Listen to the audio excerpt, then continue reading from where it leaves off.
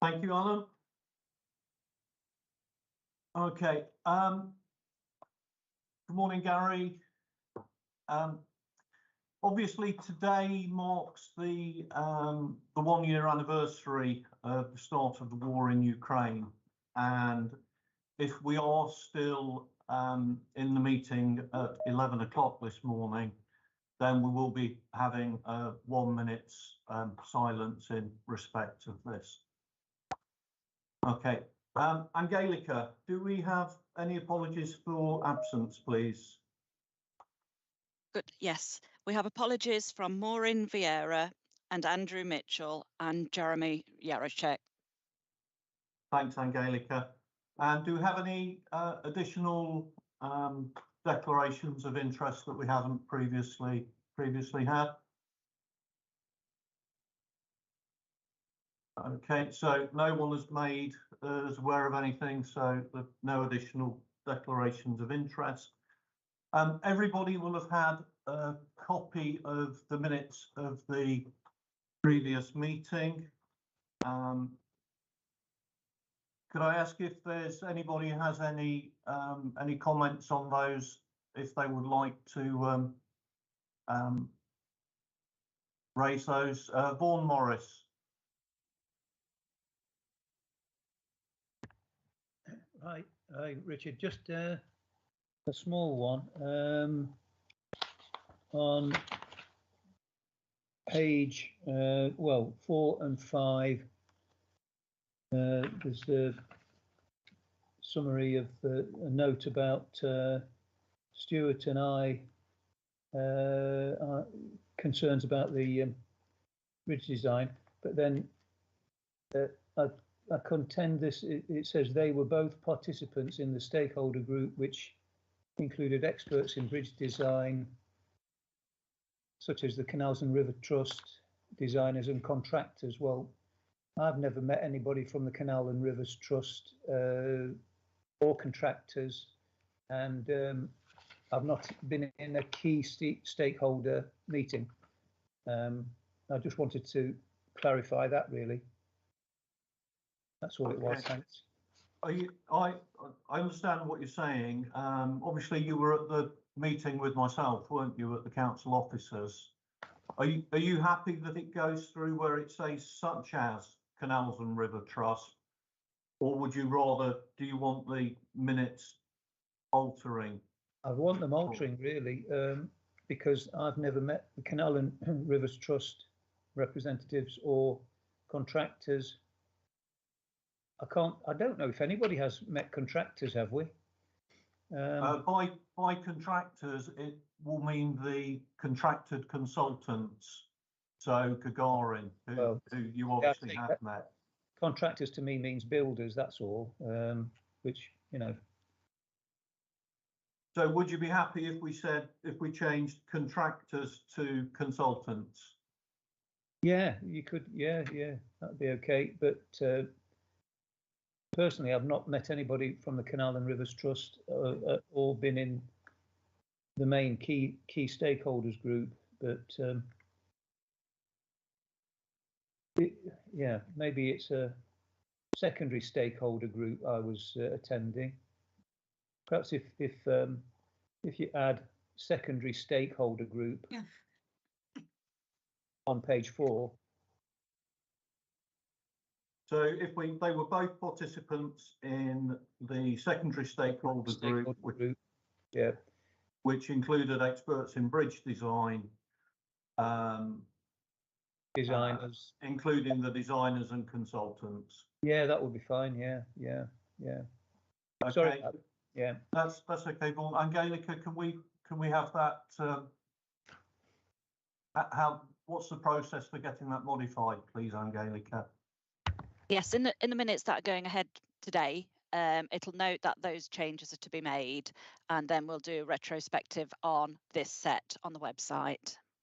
Okay, thank you for clarifying that, Angelica. All right, no problem. And thank you for raising that, Vaughan. Thank you. Is there anybody else who has any other comments to make on the minutes of the previous meeting? thought I gave my apologies for the meeting, but I'm not on the apology list. Maybe just an oversight from me. Okay. Angelica, could we get that put on as well then, please? And Joe Batty? Yes, morning all. Thank you, Chair. Sorry, I'm just whizzing between screens. Let me just reopen it. Oh gosh, here we go. I'll give you the page number, page 3. This is in relation to the Derby Road junction. And whilst the spirit of what he said in a couple of the bullet points is accurate, actually, there's a more accurate way of reflecting it, which is in where we talk about value for money. Actually, the more accurate way of reflecting the issues is the cost benefit ratio. So, Chair, if you're happy, I can provide Angelica with just a slight amended wording to that, if that's okay, outside of the meeting. Okay, which bit would you actually be changing?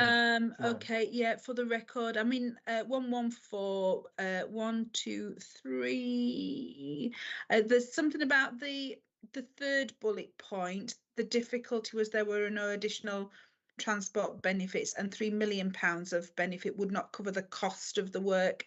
That we don't normally record it like that. It's actually about the cost benefit ratio, so it's not that the benefits, that there's a direct sort of monetary exchange, and that's how that minute reads to me, I guess. And then the other bullet point would be the 5th one down as well. So do you, I mean, obviously, if you want us to approve the changes, we need to know what the changes are, Joe. So yeah, what I can't do is we can't say, oh, we're going to change the minutes of the meeting to something that's going to be notified outside the meeting. Okay, well, in that case, I'll leave them as they are then, Chair. I just thought there's a slightly better, off the top of my head, I haven't got a more accurate way of reflecting it, unless, yeah, I haven't got a more accurate way of reflecting it at the moment. All right, thanks, Joe. Okay. Carol Hart. Yeah, thanks, Chairman. I think we could move them with the amendment that we've agreed with Vaughan, and perhaps we could note the suggested amendments by Joe in the next minutes. So in retrospect, it would then put the, the wording. I can see what I've seen the reports where we have put that, and the wording is slightly better. So, but we, instead of changing them now, we can say that it was noted that Joe Batty said blah blah, and then we can agree that next time. So, but apart from that, and with the apology from Maria, then I think can move the minutes. Thank you. Thanks for your advice on that, Carol. And Joe, are you happy with that? Absolutely, Chair. Thank you. Yeah. All right. Thank you very much. So if we could move that the minutes be approved, please. Can I have a proposer and a seconder? Don't be shy. Thank you. Thank you, Carol. And the seconder? I'm happy to second. Sorry, I didn't catch who that was, actually. It was me. I'm happy to second. Thank you, Marie. And we'll do a vote by exception. So if anybody has any objections, if they could make them known, please, in the chat bar. Okay, thank you. So the minutes with the noted modifications are approved. Could go on to the main business of the meeting then, please. So programme milestones. Steve Birkinshaw. Thank you, Chair. So as the report in front of the board sets out, we've achieved planning listed building consent on the stable block project, which means that is now back on its original track despite early delays, which I'm very pleased to be able to report. However, the main items that we expected to present at this board meeting, which was the project summaries for both the walking and cycling project and the High Street project, have both had to be deferred till March. This is due to complications of the business case process that have not enabled them to progress through the council's assurance process prior to this meeting. I am able to advise the board that as of today, we do have an externally assured business case for the Long Eaton High Street, and that will go through the council's approval processes to enable the board to consider it at the next meeting in March. And we're still working very hard to get a business case for the walking and cycling project through to that same meeting. Any questions, Chair? When you say you're working very hard, Steve, everybody's fully aware that if we don't get that in, then that's it. The project doesn't go ahead. So, what's your feeling? Are we okay for that? My feeling is that we're working very hard to achieve that. In technical terms, I'm annoyed that it's not through the process already, because the initial work has indicated that there are quite secure positive cost to benefit value ratios on the walking to cycling project. But there's been a significant pushback from the external assurer on sense checking the benefits that have been identified within that process. So that is an ongoing engagement between the project assurer and the business case writer, and we are working to facilitate that exchange in order to get to an outcome as soon as we possibly can. Can I ask, the pushback that you've had, does that take the return on investment below what it needs to be to actually get the business case approved? The problems with the option selection process. So the walking and cycling business case has analysed different options, especially in relation to the replacement bridge for Broad Street.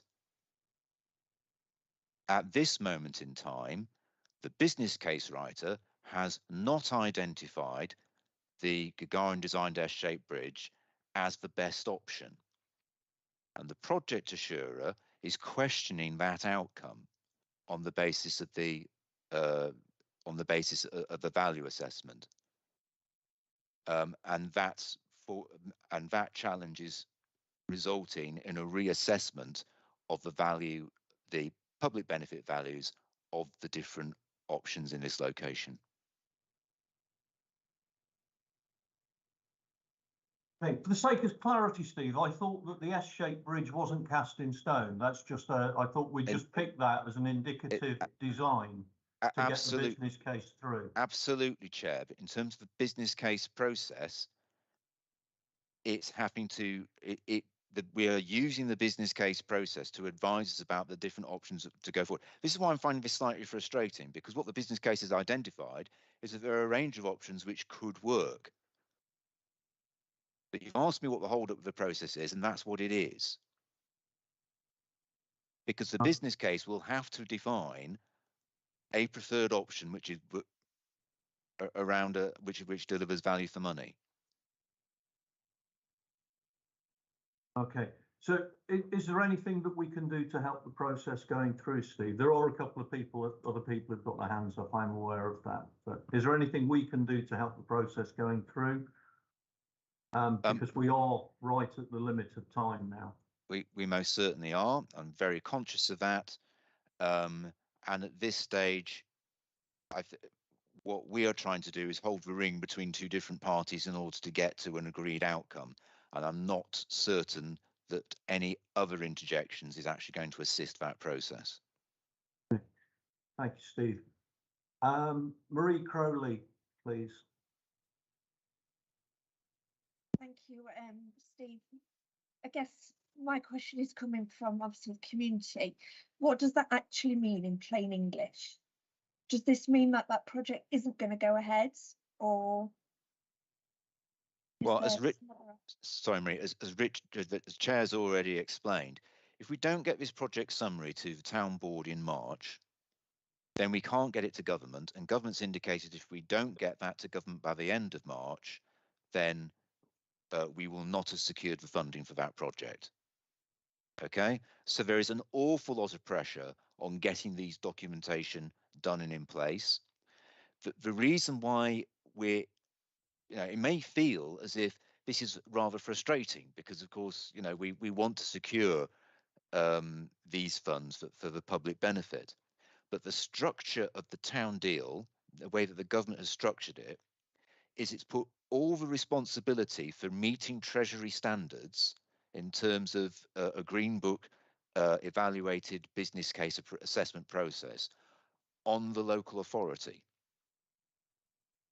Okay, so we're talking here about £6 million worth of risk to the public purse. So it is entirely appropriate that we actually go through an extremely rigorous process to make sure that we're not, because that risk would fall on council taxpayers if the council were to get it wrong, which is not a position that we're prepared to put council taxpayers in, which is why we're going through our properly approved and rigorous assurance process. Clarification, Steve? Okay, you happy with that, Marie? Thank you. I guess I share Steve's frustration. It just seems to be project after project that we're going, oh, we're not going to be doing that anymore. Yeah, it's very frustrating, and I can sense your frustration coming through the monitor, Steve. So thank you. Thanks, Marie. Vaughan Morris.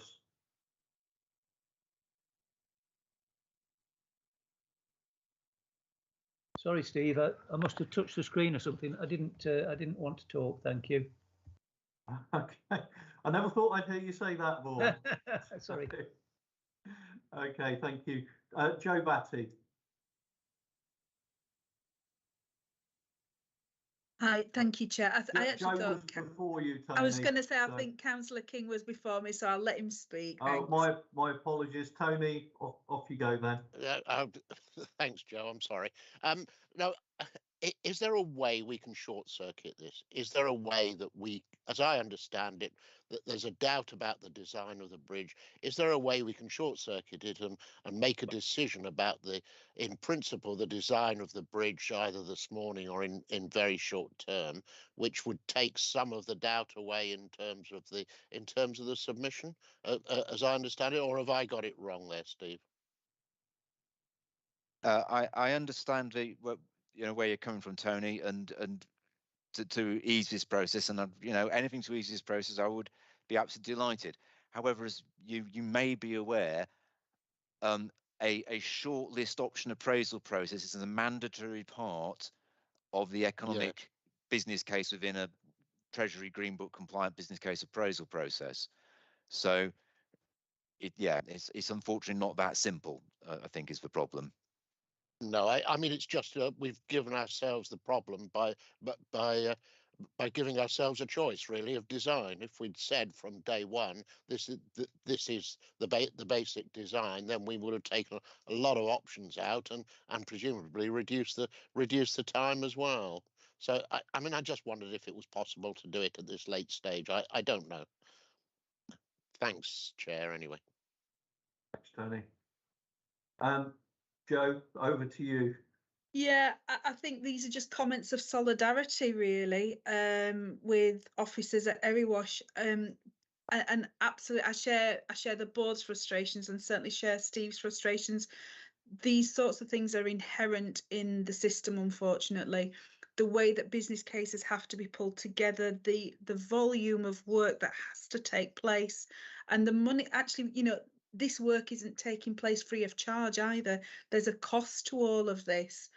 And unfortunately, you sort of have, it's a classic investor sort of generate model. You've got to invest up front the time and the money to get to schemes, to understand the options, to discount the options, to show you've considered the options and discounted the options, and that the one that you're going with actually is value for money, has cost benefit ratios above a certain threshold, and more importantly can be delivered in the time scale. And then you also have to say, and the inherent risks in this are construction costs go up, because actually at this stage we don't always have nailed on construction costs, so you have to put contingency in, and all of this, it's such an iterative process. And I know Steve's explained this to the board several times in the past, and we have this at other town deal boards, we have it in the LUF boards, and it is really unfortunate, and you know, I share colleagues' frustrations that we end up having to let things drop out of a programme that we really want to progress, and it's a shame, it's a crying shame that things like this happen. So I guess, sorry, I've probably not added to the debate other than confirming a sense of solidarity with Steve and sharing the frustrations of the board. This is not, unfortunately, I guess my final comment is this is not unusual, and it's just part of a very complicated process, unfortunately. And Treasury, we know we've been advised that HMT are scrutinising every project, not just town deal projects, but every project that's coming through for funding. So DLUC and the other government departments that we're working with will be desperately keen to make sure that what goes in front of Treasury can hold water as well. So the external assessor on Steve's behalf will be having that in their mind as well. So just to perhaps reassure the board that unfortunately this is not unusual. Thank you, Joe. And you know, I think it is good that you know, it's not just us that are facing these problems, and that you highlight that. Tom Haddock. Just a point of clarity, please, Chair. I'm right in saying, aren't I, Steve, that it's the purpose of any business case to consider alternative options, and they may be the do-nothing approach. It's not that the council's left additional design options in there, which has caused the complication. It would be the purpose of any business case to look at those alternative options. Thank you. Thank you, Tom. And that kind of it hints at something which I was going to raise as well, Steve, which is, if it's the Broad Street Bridge which is the problem, obviously the walking and cycling is a lot bigger project than just the Broad Street Bridge. So do we at some point, you know, it will be better to get a partial project submitted than no project at all submitted? And is that something that we ought to now be, because we are absolutely at the final stage of this? Well, I think that would be the very much last ditch sort of place to go to within the project. But ultimately, yes, it is an option, because as you rightly say, that there are other elements of walking and cycling in the walking and cycling project which aren't causing the same controversy. Okay, thanks, Steve. Joe? Yeah, I was just going to ask Steve actually this. I guess that seems like an eminently sensible option. It just depends whether the overall cost benefit ratio means is linked to all of the projects, or whether they have individual BCRs attached to them. If it's an individual BCR, then actually deletion of one scheme within that programme of walking and cycling work could work. But if it's one BCR, then deleting part of the proposal could undermine. It actually could send it the other way as well. So yeah. I think that'd just be something to watch out for, Steve. I'm not fully appraised of all the details on that one. Thanks, Joe. Okay. Okay. Obviously, it would be last, you know, very, very last choice, because, you know, we've lost so many projects now from the Towns Fund, from the overall scheme, you know, and the Broad Street Bridge is almost our flagship project that we've got left, and it would be such a shame to lose it. Okay, does anybody else have any other questions for Steve on programme milestones?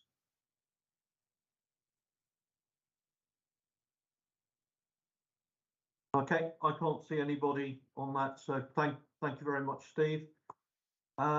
If we go on to update on the various projects, so Tom Haddock. Thank you, Chair. I'll start with the stable block as usual. We are still chasing an update from SALEX with regard to the public sector decarbonisation funding. Again, this has been slightly frustrating. As I advised the board previously, we were expecting an answer in January. They did raise some additional queries, unfortunately, upon chasing, but they have all been responded to, and it's now with the final assessor there, and we're hoping to hear soon. So officers will continue to chase that, Chair. As Steve's already mentioned, planning and listed building consent were granted for the scheme at the meeting of the Planning Committee on the 8th of February. We have now got a signed authorisation internally for the appointment of a local contractor. I can confirm them as J Tomlinson to actually complete the construction works. I should add that is still subject to formal contract sign-off, so contracts are being prepared as we speak, and we're hoping to have those in place over the next couple of weeks. It is still the intention to commence work on site for that project during the first week in April. Any questions on that one, Chair? I can't see anything, but Tom, I have to say it will be lovely to actually see work starting on a project. And, you know, 1st of April, it's going to be here in no time at all. So that's great news. Okay, moving on, I'll run through. There's not a lot of updates on the waterfront project. As we're aware from previous updates, that's been paused, very much waiting the outcome of the bridge discussions, etc., which I'll cover shortly. West Park Events Field, there is an update on that. That was also granted planning permission at the same meeting of the Planning Committee on the 8th of February. As we know, the full business case is interlinked to the waterfront project, so we're waiting for that one to be resolved first, Chair. Okay, any queries on the West Park Visitor Attractions project? I can't see any, Tom. Okay. Moving on to Galaxy Row, meetings have been held in relation to an outline planning application. There is some work going on with the consultant to revise some of that submission, and it's hoping that will be with the authority for consideration shortly. With regards to the CPO, this has now progressed. There has been first contact issued to the properties that we're targeting to acquire. They went out on the 7th of January. There is a 21-day response period for property owners to respond to the authority, with the council having served its RFI notices, that's request for information notices to the title holders. Once we've got that information back, the council will consider the returns, and then we'll move to drawing up the actual CPO order. Okay. Obviously, as we're aware, any questions on Galaxy Road? Okay, Tom. Okay, moving on to the Broad Street Bridge. The surveys, I will remind you, that started last time have now all been completed. As Steve's already covered, we're awaiting the finalisation of the outline business case for the scheme. I'm sure most of the board members will be aware that the council has gone out to public consultation regarding the proposal because of the impact it would have on bridge users. This has started and will run for a period until the 19th of March. Any queries on that one, Chair?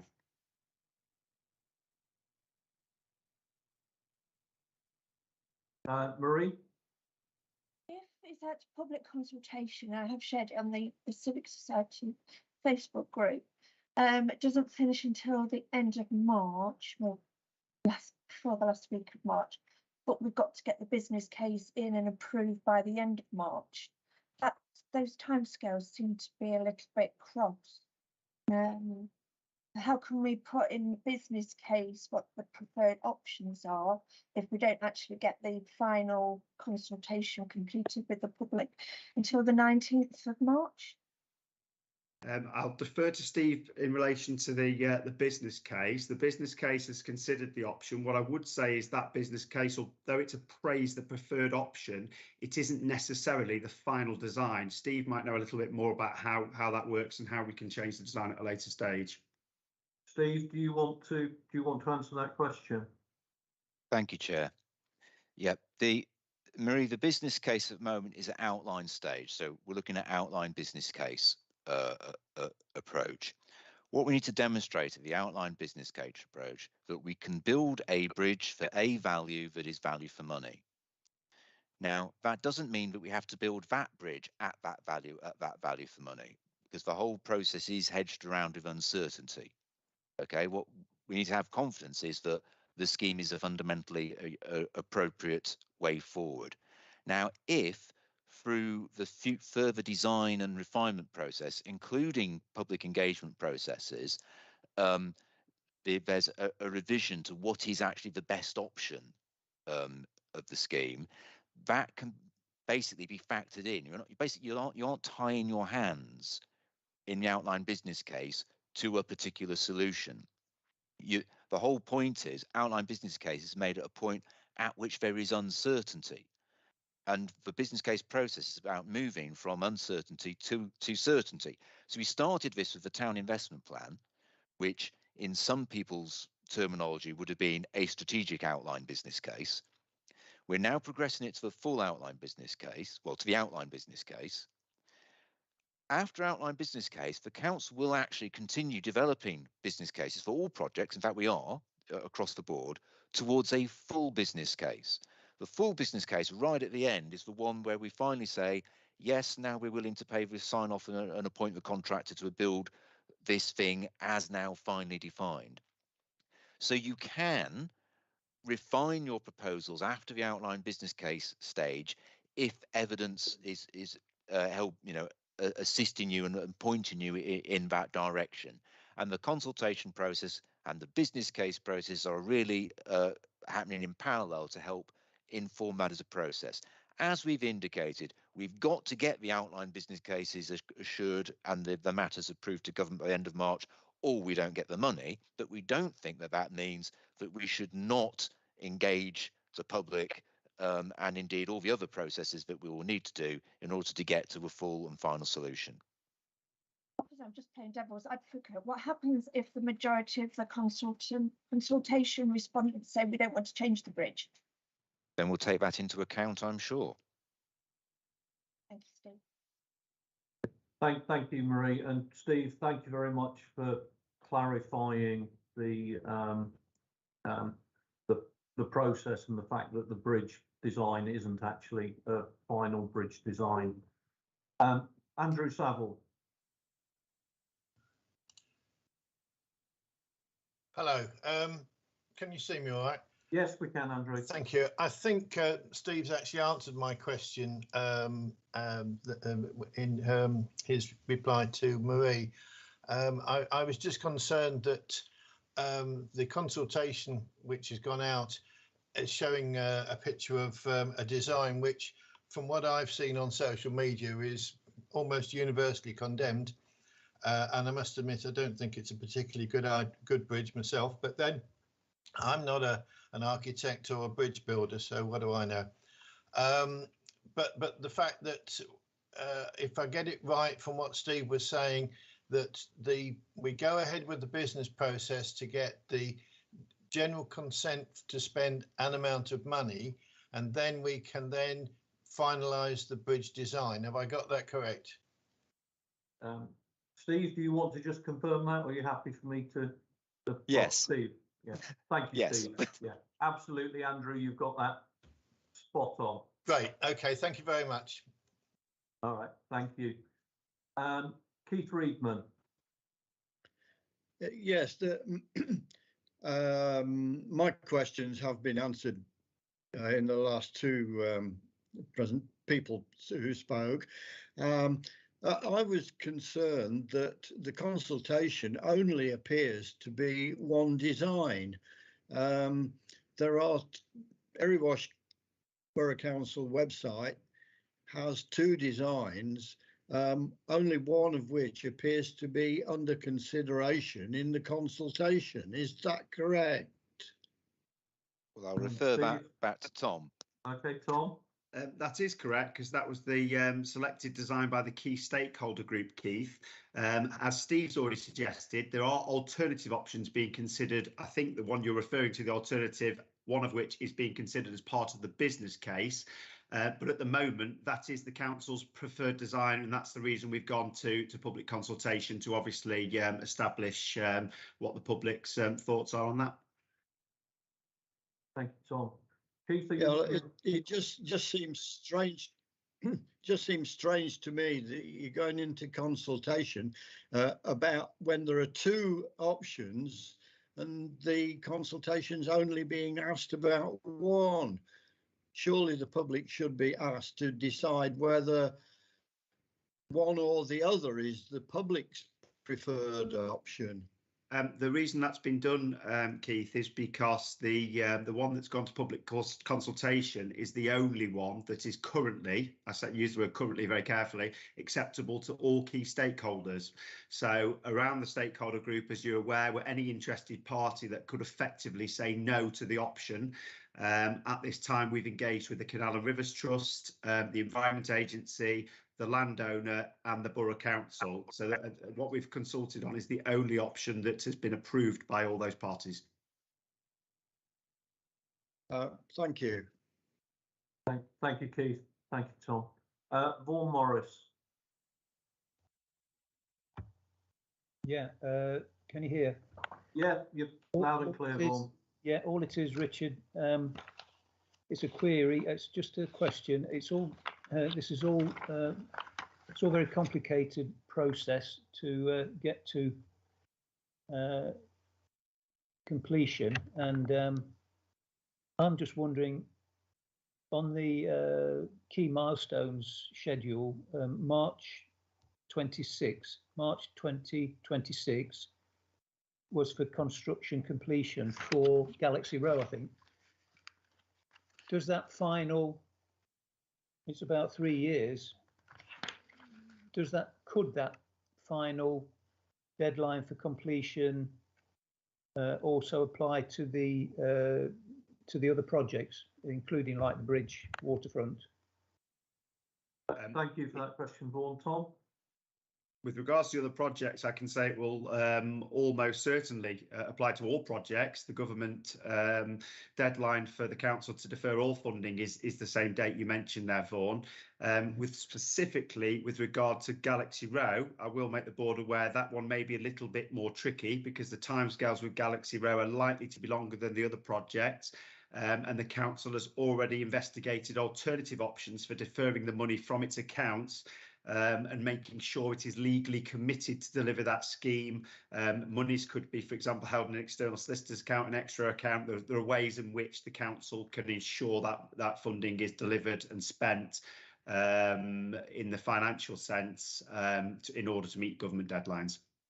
Oh, interesting. Thank you. Thanks. Thanks, Tom. Thank you, Vaughan. Okay, are there any other questions on the Broad Street Bridge for Tom, please?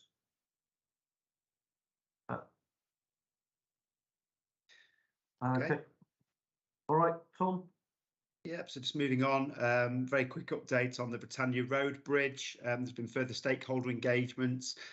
Meetings have been held with Derbyshire County Council in relation to the landing of the bridge on Britannia Road, Bridge Street, sorry. There's also been a meeting with Futures Housing in relation to the element of their land that's required for the bridge access. You're aware that bridge also forms part of the wider walking and cycling network, so of course that's also being considered as part of that business case.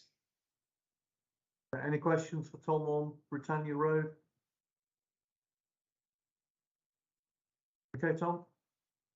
Okay, moving on, we've got the West Park lighting project. Unfortunately, not a lot to update there, Chair. We've still got the quotations we're sat on.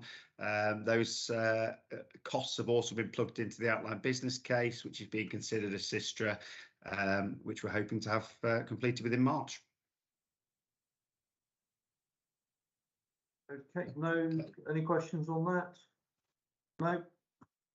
Unfortunately, I don't think there's a lot more to update than what Steve's already said in relation to Long Eaton High Street. The good news is that officers have had receipt of the outline business case, and that's been through the local assurance framework.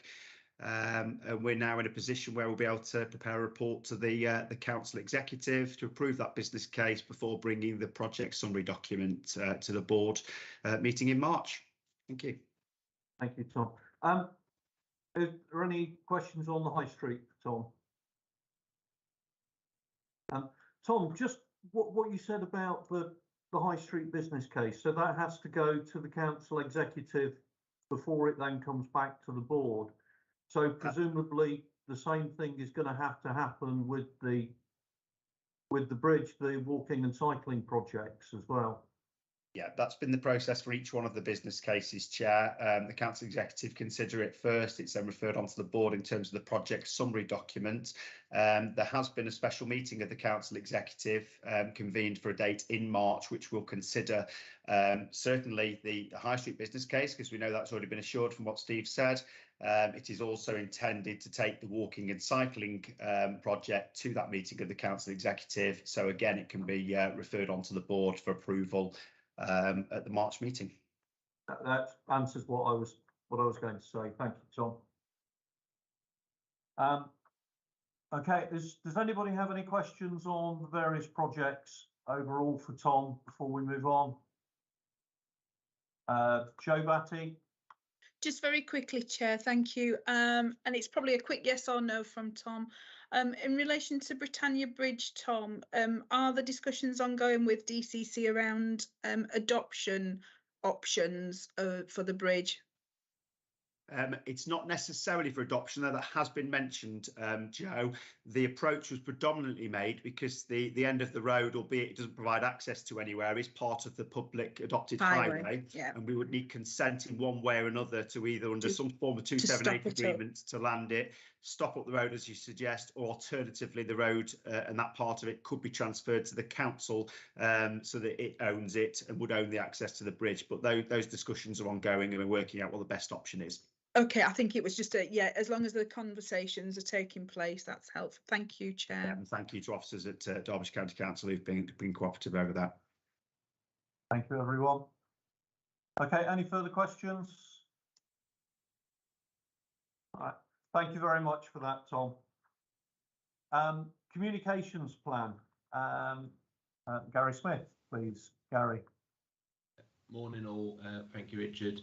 Yeah, just to give you a quick roundup then on the comms side of things. So the final of the interviews at Erewash Sound have taken place. I think a number of people on the board have participated in that. I think Ian Biles was the last interview that happened. So those seem to have gone well. There was a media release following the last board and the decision taken there to respond around the Derby Road Junction project, so that was circulated and got some interest. The video of the stable block was compiled and released, and that went out on social media channels and YouTube at the end of January, and again has received positive feedback on that video clip. There's been other promotional materials have been updated that have been in the physical sites in and around the town. Our EBC, the council's EBC Today, latest edition will be out in the next month, and that includes further updates on the town deal and the projects. And then in terms of some forums and things, we're scheduled to go. I think Richard, you're intended to go with Ian Biles to the Long Eaton and District 50+ forum, which I think was an invite from a previous meeting. So I think that's happening on the 20th of March to be available there to answer any questions. So that's pretty much it, but it's all business as usual otherwise on the comms side of things. Happy to answer any questions. Thank you, Gary. Any questions about the comms for Gary, please? Okay, I've got one quick one for you, Gary, which is the image on the top of the Facebook page feed for the consultation, which didn't show the path from. Has that been updated? Yes, it has. There's it's highlighted now where the path is, and a little footnote added to explain that. But yeah, it wasn't. It was always there, but it just wasn't very clear. And I know that's been some of the feedback, unfortunately, on the social media that hasn't been understood. So that has now been updated.